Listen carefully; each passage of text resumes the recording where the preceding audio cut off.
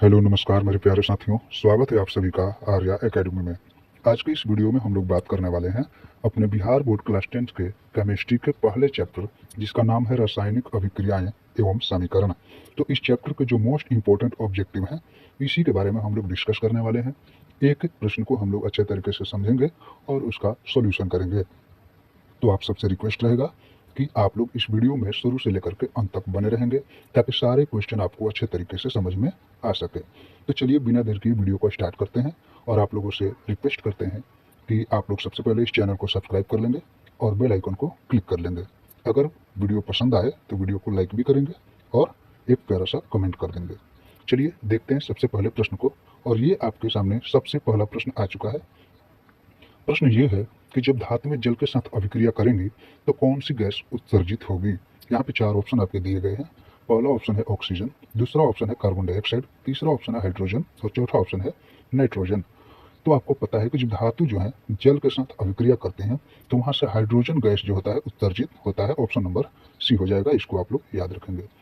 अगला प्रश्न है, यहाँ पे एक समीकरण दिया गया है और आपसे पूछा जा रहा है कि ये जो समीकरण दी गई है, जो अभिक्रिया दिया गया है, ये किस प्रकार की अभिक्रिया है।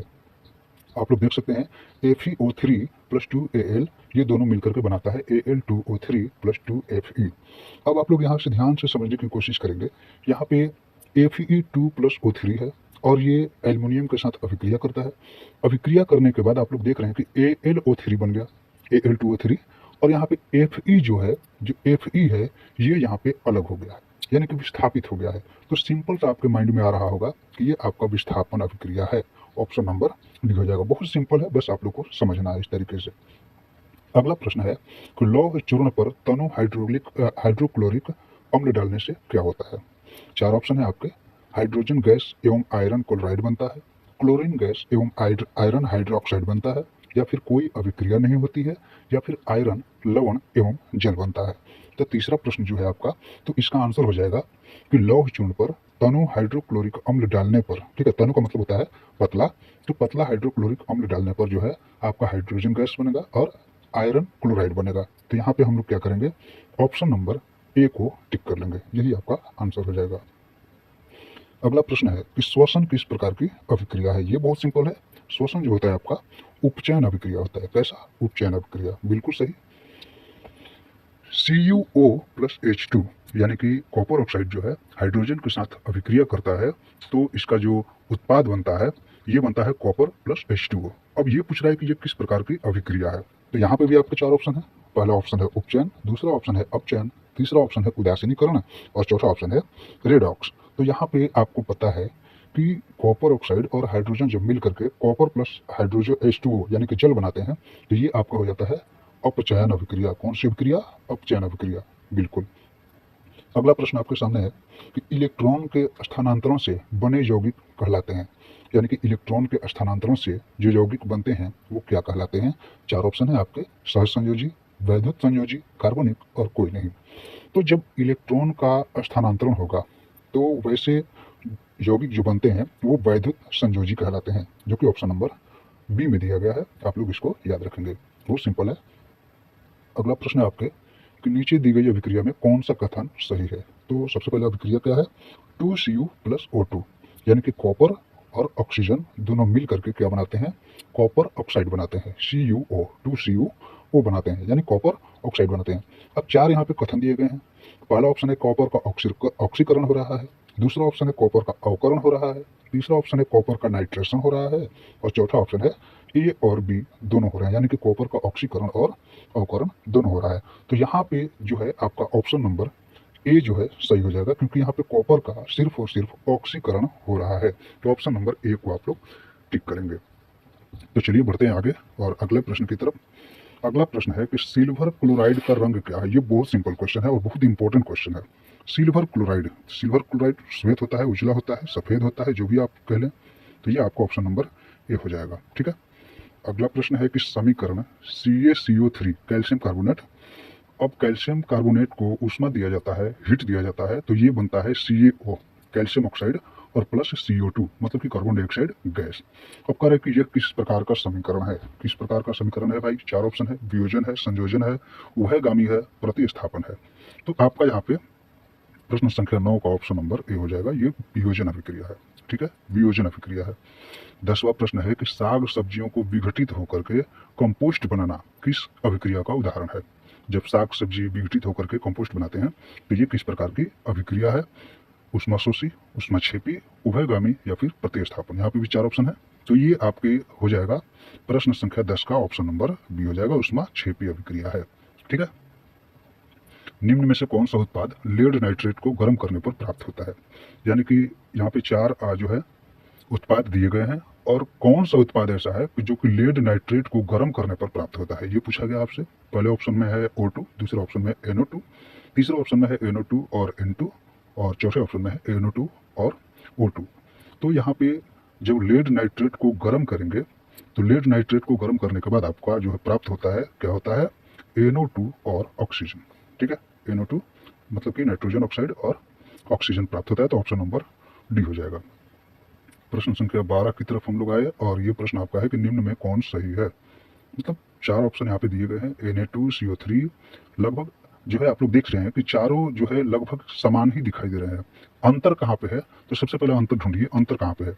अंतर यहाँ पे आ रहा है H2O में, कितना H2O रहेगा। ठीक है, क्योंकि Na2CO3 ये तो सब में है, अब H2O कितना है, 5 H2O रहेगा, 10 H2O रहेगा, या फिर 7 H2O, या फिर 2 H2O। तो यहाँ पे आप लोग को मैं बता दूं कि यहाँ पे जो आपका आंसर होगा ये हो जाएगा आपका option number B, Na2CO3 into 10H2O। ठीक है, यानी कि जल का जो अनुपात होता है वो 10H2 होता है, तो यहाँ पे जो है ऑप्शन नंबर बी हो जाएगा। अगला प्रश्न है कि लोहा से जिंक को लेपित करने की क्रिया को क्या कहते हैं। यानी लोहा से जिंक को लेपित करने की क्रिया को जो है क्या कहा जाता है। तो प्रश्न संख्या 13 है, यहाँ पे ऑप्शन नंबर ए है संक्षारण, ऑप्शन नंबर बी गैल्वानीकरण, ऑप्शन नंबर सी पानी चढ़ाना, या फिर ऑप्शन नंबर डी विद्युत अपघटन।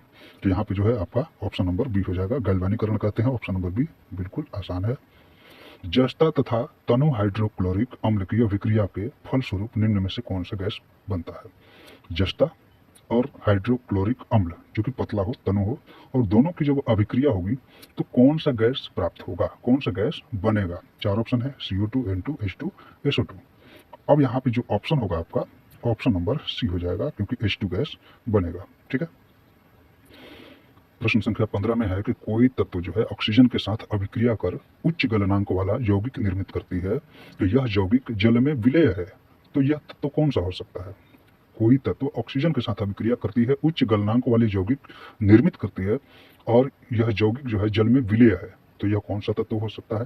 तो यह आपका हो जाएगा Ca। कौन हो जाएगा, Ca, कैल्शियम। ठीक है, ऑप्शन नंबर ए। निम्नलिखित अभिक्रियाओं में अपघटन की अभिक्रिया कौन है। 4 ऑप्शन है आपका, यहाँ पे देखिएगा, NaOH प्लस HCl, ये दोनों मिलकर के क्या बनाते हैं, NaCl प्लस H2O। यानी कि सोडियम हाइड्रोक्साइड और हाइड्रोक्लोरिक अम्ल मिलकर के सोडियम क्लोराइड बनाते हैं, और H2O यानी कि जल बनाते हैं। ठीक है, उसी प्रकार ऑप्शन नंबर बी में दिया गया NH4CNO, और ये मिलकर के क्या बनते हैं, H2NCONH2। तीसरा ऑप्शन है 2KClO3, और ये मिलकर बनते हैं 2KCl प्लस 3O2। ठीक है, इसके बाद H2 प्लस I2 है, 2HI बनता है, हाइड्रोजन आयोडाइड। ठीक है, तो यहाँ पे प्रश्न संख्या 16 का जो ऑप्शन होगा ये आपको ऑप्शन नंबर सी हो जाएगा। ठीक है, ऑप्शन नंबर सी हो जाएगा। ठीक है, पोटेशियम क्लोराइड। चलिए, प्रश्न संख्या 17 को हम लोग देखते हैं कि दी गई अभिक्रिया के संबंध में कौन सा कथन सत्य है। मतलब ZnO प्लस C ये दोनों मिलकर के क्या बना रहे हैं, Zn प्लस CO बना रहे हैं। ठीक है, जिंक ऑक्साइड और कार्बन मिलकर के क्या बना रहे हैं, जिंक अलग हो जा रहा है और कार्बन मोनोऑक्साइड बन जा रहा है। तो अब यहाँ पे पूछ रहा है कि कौन सा कथन जो है सत्य है। पहला ऑप्शन है, पहला कथन जो दिया गया है कि कार्बन उपचयित हो रहा है, दूसरा ऑप्शन है कि ZnO उपचयित हो रहा है, तीसरा ऑप्शन है कार्बन उपचयित हो रहा है, और चौथा ऑप्शन है कार्बन मोनोऑक्साइड उपचयित हो रहा है। यानी इतना बात तो आप लोग समझ गए होंगे कि उपचयित हो रहा है, कौन सा उपचयित हो रहा है। तो यहाँ पे ऑप्शन नंबर जो ए है वही सही है, क्योंकि कार्बन यहाँ पे उपचयित हो रहा है। ठीक है, कार्बन उपचयित हो रहा है। चलिए, अगला प्रश्न हम लोग देखते हैं कि निम्नलिखित में कौन संयोजन अभिक्रिया है। कौन सा संयोजन अभिक्रिया है। तो 2H2 प्लस O2 ये दोनों मिलकर के क्या बनाते हैं, 2H2O बनाते हैं। यही आपका आंसर जो है हो जाएगा, यही आपका आंसर सही है। ठीक है, बाकी का ऑप्शन भी आप लोग देख लेंगे, ये आपका आंसर हो जाएगा। अगला प्रश्न है कि निम्नलिखित अभिक्रियाओं में से कौन विस्थापन अभिक्रिया है।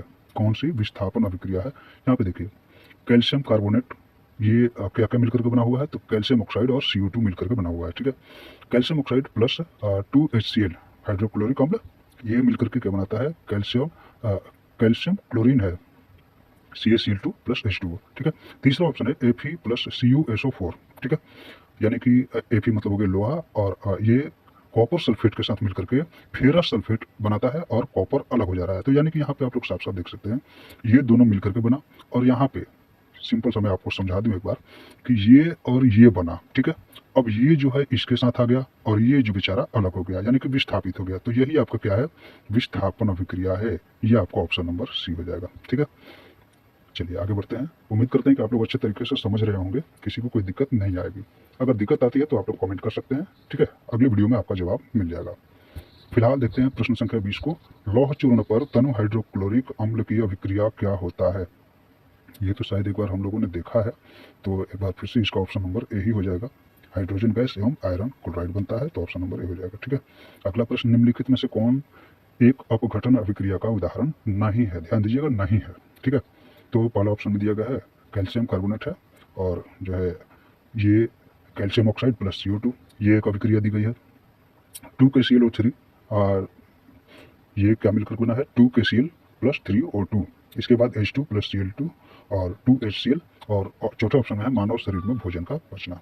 तो प्रश्न संख्या 21 का जो हो जाएगा कि अपघटन अभिक्रिया नहीं है पूछ रहा है, यानी कि बाकी के तीन जो है अपघटन अभिक्रिया ही है, ऑप्शन नंबर सी को छोड़ करके, क्योंकि ये जो है ऑप्शन नंबर सी क्या है, ये अपघटन अभिक्रिया नहीं है, बाकी के तीनों अपघटन अभिक्रिया है। प्रश्न संख्या 22 कह रहा है कि निम्नलिखित में कौन एक रेडॉक्स अभिक्रिया है। प्रश्न संख्या 22 कह रहा है कौन सा रेडॉक्स अभिक्रिया है। तो यहाँ पे भी आप लोग देखते हैं कि ये जो तीसरे ऑप्शन में दिया गया है, ये जो तीसरे ऑप्शन में दिया गया, सॉरी, ये जो आपका आंसर सही है, ठीक है, ऑप्शन नंबर सी। अगला प्रश्न है कि निम्नलिखित में कौन एक दहन अभिक्रिया है। ये बहुत सिंपल है।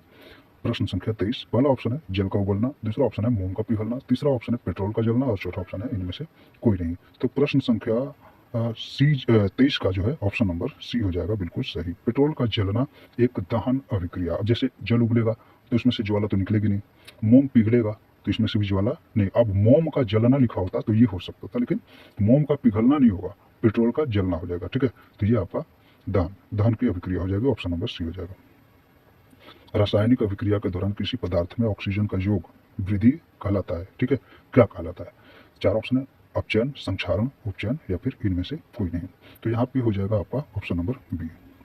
रासायनिक अभिक्रिया के दौरान किसी पदार्थ में ऑक्सीजन का योग होना यानी कि वृद्धि होना संक्षारण कहलाता है, ऑप्शन नंबर सी हो जाएगा, ऑप्शन नंबर सी हो जाएगा। सॉरी, यहाँ पे कुछ मिस्टेक है, 24 का ऑप्शन नंबर बी होगा ना, ऑप्शन नंबर बी हो जाएगा। यहाँ पे उपचयन होगा, और यहाँ पे ध्यान दीजिएगा बी की जगह पे सी हो गया और सी की जगह पे बी हो गया है, तो इसके लिए हम माफी चाहेंगे आप लोगों से। ऑप्शन नंबर बी को ही आप लोग टिक कीजिएगा, जो कि तीसरे में दिया गया है। अगला है, निम्नलिखित कथनों में कौन असत्य है। तो ऑक्सीकरण में ऑक्सीकरण किसी पदार्थ से जुटते हैं, अवकरण में हाइड्रोजन किसी पदार्थ से जुटते हैं, ऑक्सीकारक खुद को ऑक्सीकृत करते हैं, या फिर अवकारक खुद को ऑक्सीकृत करते हैं। यानी कि चार यहाँ पे कथन दिए गए हैं, और कौन सा कथन असत्य है। तो 25 नंबर का ऑप्शन नंबर सी हो जाएगा, क्योंकि ये बिल्कुल असत्य है। ऑक्सीकारक जो है खुद को ऑक्सीकृत नहीं करते हैं, ठीक है, और ऑप्शन नंबर सी में दिया गया है कि करते हैं, तो भाई साहब ये गलत है आपका। अगला है, किसी यौगिक से रासायनिक अभिक्रिया में हाइड्रोजन का हटना कहलाता है। तो किसी यौगिक से रासायनिक अभिक्रिया में हाइड्रोजन का हटना क्या कहलाता है, तो रेडॉक्स अभिक्रिया कहलाता है। क्या कहलाता है, रेडॉक्स, सॉरी रेडॉक्स, यहाँ पे भी मिस्टेक हो गया है, तो यहाँ पे हो जाएगा उपचयन की अभिक्रिया, ठीक है, उपचयन अभिक्रिया, ऑप्शन नंबर बी में दिया गया है, ठीक है, ऑप्शन नंबर बी को टिक कीजिएगा। किसी वस्तु को हवा में जलने के लिए एक निश्चित निम्नतम ताप की आवश्यकता होती है, जो कि कहलाती है। तो किसी वस्तु को हवा में जलने के लिए जो है एक निश्चित निम्नतम ताप की आवश्यकता होती है, तो ये कहलाती है आपका प्रज्वलन ताप। क्या कहलाती है, प्रज्वलन ताप कहलाती है। तो भाइयों एक बार देखिएगा, यहाँ पे थोड़ा थोड़ा सा मिस्टेक भी आ रहा है ऑप्शन में, तो इसको हम लोग देखते चलेंगे अब से। एक भूरे रंग का चमकदार तत्व एक्स, ठीक है, को वायु की उपस्थिति में गर्म करने पर वो काले रंग का हो जाता है। तो तत्व एक्स का नाम बताना, यानी कि कौन सा ऐसा तत्व है जो कि भूरे रंग का है, चमकदार है, और वायु की उपस्थिति में उसको गर्म किया जाता है तो वो काले रंग का हो जाता है। तो सिंपल सी बात है, यहाँ पे हो जाएगा कॉपर, ठीक है, ऑप्शन नंबर सी हो जाएगा कॉपर, ठीक है। कॉपर को जब हम लोग वायु की उपस्थिति में गर्म करते हैं तो उसका रंग काला हो जाता है, तो ये 28 का सी हो जाएगा। प्रश्न संख्या 29 है कि Na2SO4 प्लस BaCl2, ये दोनों मिलकर के क्या बना रहा है, BaSO4 प्लस 2NaCl, ठीक है। अब ये एक अभिक्रिया दिया गया है और कह रहे कोई उपयुक्त रासायनिक अभिक्रिया है, यानी कि कौन सी अभिक्रिया है, क्या यह संयोजन अभिक्रिया है, क्या ये वियोजन अभिक्रिया है, क्या ये द्विविस्थापन अभिक्रिया है, या फिर इनमें से कोई नहीं। तो ये आपका द्विविस्थापन अभिक्रिया है। क्या हो जाएगा, द्विविस्थापन अभिक्रिया हो जाएगा, ऑप्शन नंबर सी हो जाएगा। आगे बढ़ते हैं, Zn प्लस CuSO4, ये दोनों मिलकर के क्या बना रहा है, ZnSO4 प्लस Cu। अब कह रहे कि ऊपर दी गई रासायनिक अभिक्रिया किस प्रकार की है, तो यहाँ पे आप लोग देख सकते हैं कि Zn जिंक यहाँ पे अलग है और कॉपर सल्फेट के साथ मिल करके क्या बना रहा है, जिंक सल्फेट बना करके कॉपर को हटा दिया, विस्थापित कर दिया है। तो यहाँ पे जो है आपका विस्थापन अभिक्रिया हो जाएगा। क्या हो जाएगा, विस्थापन अभिक्रिया हो जाएगा, ऑप्शन नंबर बी हो जाएगा। अगला प्रश्न है कि C प्लस O2, ये दोनों मिलकर के क्या बना रहे हैं, CO2। सिंपल है, C जो है सॉलिड स्टेट में है, O2 जो है गैसीय अवस्था में है, और ये दोनों मिलकर के CO2 यानी कि कार्बन डाइऑक्साइड बना रहे हैं गैसीय अवस्था में। तो उपयुक्त रासायनिक अभिक्रिया किस प्रकार की रासायनिक अभिक्रिया है, तो यहाँ पे बहुत सिंपल है, संयोजन अभिक्रिया है। कौन सी अभिक्रिया है, संयोजन अभिक्रिया। प्रश्न संख्या 32 कह रहा है कि CaO प्लस H2O उपयुक्त रासायनिक अभिक्रिया है। अब ये कौन सी अभिक्रिया है, तो ये अभी आपका क्या है, संयोजन अभिक्रिया ही है। सिंपल सा बात है, इसमें संयोजन हो रहा है ना, इसमें संयोजन हो रहा है तो संयोजन अभिक्रिया है, ऑप्शन नंबर ए हो जाएगा। अगला प्रश्न है, ऊष्मा के द्वारा की गई वियोजन अभिक्रिया को क्या कहते हैं, तो ऊष्मीय वियोजन है ना, वो सिंपल है। ये तो क्वेश्चन पढ़ने से पहले आप लोगों ने आंसर दे दिया इसका, ऑप्शन नंबर बी हो जाएगा। जिन अभिक्रियाओं में ऊर्जा अवशोषित होती है उन्हें कहते हैं, और जिस अभिक्रिया में ऊर्जा अवशोषित होगी उसे हम लोग क्या कहेंगे, उसे हम लोग वियोजन अभिक्रिया कहेंगे। ठीक है, वियोजन अभिक्रिया कहेंगे। वे अभिक्रियाएं जिनमें अभिकारकों के बीच आयनों का आदान प्रदान होता है उसे क्या कहते हैं, तो वैसे अभिक्रिया जिसमें अभिकारकों के बीच जो है आयनों का आदान प्रदान होता है उसे हम लोग क्या कहते हैं, उसे हम लोग द्विविस्थापन अभिक्रिया कहते हैं, ऑप्शन नंबर डी हो जाएगा। जब कोई धातु अपने आसपास अम्ल, आर्द्रता आदि के संपर्क में आती है तब यह संक्षारित होती है, तो और इस प्रकार की अभिक्रिया को हम लोग संक्षारण कहते हैं। क्या कहते हैं, संक्षारण कहते हैं। ठीक है, ऑप्शन नंबर सी हो जाएगा। रासायनिक अभिक्रिया के दौरान किसी पदार्थ में ऑक्सीजन का ह्रास कहलाता है, तो रासायनिक अभिक्रिया के दौरान किसी पदार्थ में ऑक्सीजन का ह्रास हो रहा है तो उसे भी हम लोग क्या कहेंगे, संक्षारण ही कहेंगे। ठीक है। अवक्षेपण अभिक्रिया से किस प्रकार का लवण प्राप्त होता है, तो अवक्षेपण अभिक्रिया से जो लवण प्राप्त होता है वह अविलेय होता है। कैसा होता है, अविलेय होता है। ठीक है, चलिए अगला प्रश्न है आपका कि पीवी यानी कि सीसा प्लस CuCl2, ये दोनों मिलकर के क्या बना रहे हैं, PbCl2 बना रहे हैं। ठीक है, यानी कि लेड क्लोराइड बना रहे हैं और प्लस में कॉपर जो है अलग हो जा रहा है।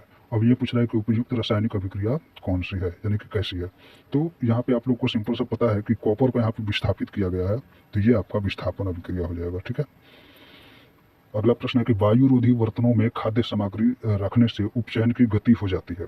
वायुरोधी बर्तनों में खाद्य सामग्री रखने से उपचयन की गति जो होती है वो कैसी हो जाती है, तो वो धीमी हो जाती है। ठीक है, कैसी हो जाती है, धीमी हो जाती है, ऑप्शन नंबर ए हो जाएगा। जिंक तथा सल्फ्यूरिक अम्ल के बीच अभिक्रिया से निम्नलिखित में कौन सी गैस निकलती है। जिंक और सल्फ्यूरिक अम्ल के बीच में जो अभिक्रिया होगी तो उसमें से कौन सी गैस निकलेगी, तो उसमें से हाइड्रोजन गैस निकलती है। बहुत सिंपल है, हाइड्रोजन गैस निकलती है, ऑप्शन नंबर सी हो जाएगा आपका। प्रश्न संख्या 42 कह रहा है कि रासायनिक अभिक्रिया में भाग लेने वाले पदार्थ को कहा जाता है। बहुत सिंपल क्वेश्चन है और बहुत इंपॉर्टेंट क्वेश्चन है। जो रासायनिक अभिक्रिया में भाग लेते हैं वे पदार्थ अभिकारक कहलाते हैं, और जो उन दोनों के मिल करके यानी इस अभिक्रिया के दौरान जो नया यौगिक बनता है, जो नया पदार्थ बनता है उसे हम लोग उत्पाद कहते हैं। ठीक है, तो इस बात को आप लोग याद रखेंगे।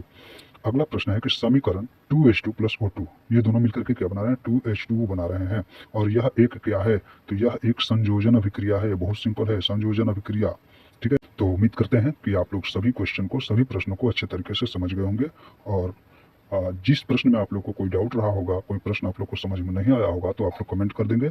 अगली वीडियो में आपका सारा जवाब जो है मिल जाएगा, सारा डाउट क्लियर हो जाएगा। तो फिलहाल आपका जो है बहुत बहुत धन्यवाद कि आप लोग इस वीडियो में शुरू से लेकर के अंत तक बने रहे, सारे प्रश्नों को आप लोगों ने समझा है। तो चलिए अब हम लोग मिलते हैं अगले वीडियो में, तब तक के लिए थैंक यू।